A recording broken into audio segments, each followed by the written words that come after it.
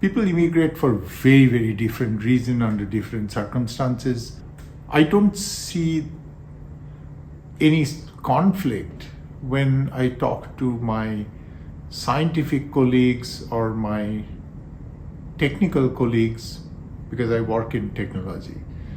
For them, it's very clear. They came here for a very pragmatic reason, and they're here for the same reason, not that they do not miss their home, not that they don't have nostalgia, but it's clearly a choice. So migration for me, it is something that, of course, it's much more complex in terms of I am not forced migrant, I choose to go.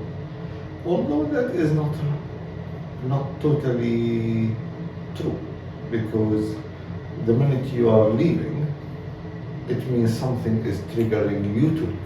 So we always think that we are in control of our decisions, but actually we are in control of a fraction of our lives. But many other fractions are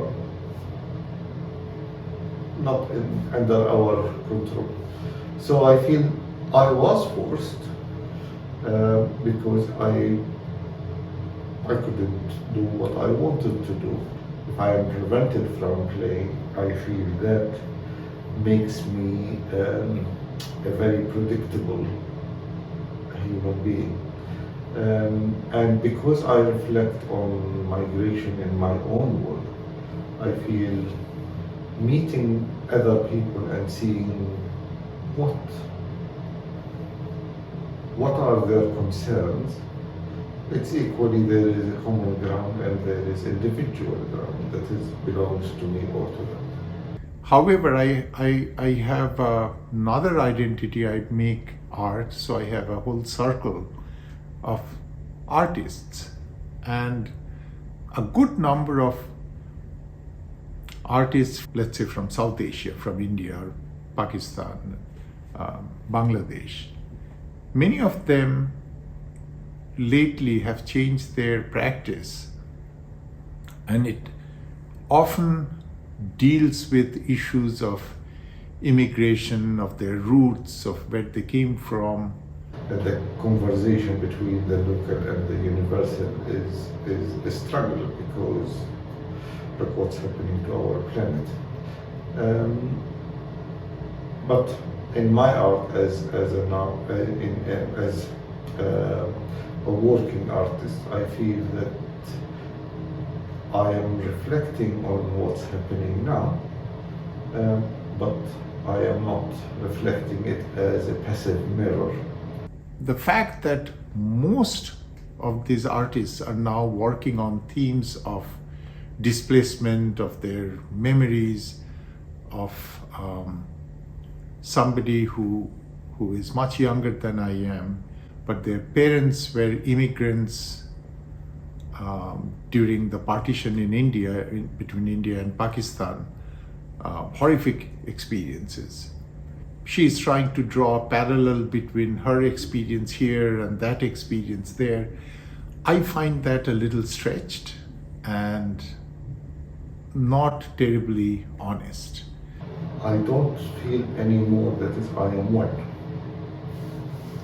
I am many, stacked on the top of each other. One surface in one occasion, one surface in another occasion. And I feel that this richness actually makes me somehow connect in many different disciplines, many different people, many different cultures. But my intellectual life is elsewhere. And in that life, and the people I prefer to spend time with, spend an evening with, has little to do with their country origin, their race, or anything else. It's similar thinking. I would be just as happy to spend an evening with a Spanish person or an Indian person or a Japanese person, as long as our conversations revolved around my interests. And my kinship today is no longer tied to a particular origin. Somehow that privilege of seeing oneself from distance gave a new insight to my younger self that I wouldn't have, probably I wouldn't have, if I was stuck in the same place with the same people. Although I belong to my culture, but I know that my culture is much more complex than one layer. And as an artist, I use it. Somehow, I strive to make work that speaks orientation, whatever that orientation is. But because there is a human, if you like, common ground that is we have, therefore the language of art becomes much more a universal language that has no connection to locality. I have a little bit of a problem when I see that we have a tendency of selling our identities to make a case for ourselves. We of course should be proud of our identity, and for many people that identity is the most important thing to talk about, which is wonderful, but it should not be a compulsion. It took me some time to enjoy being an outsider.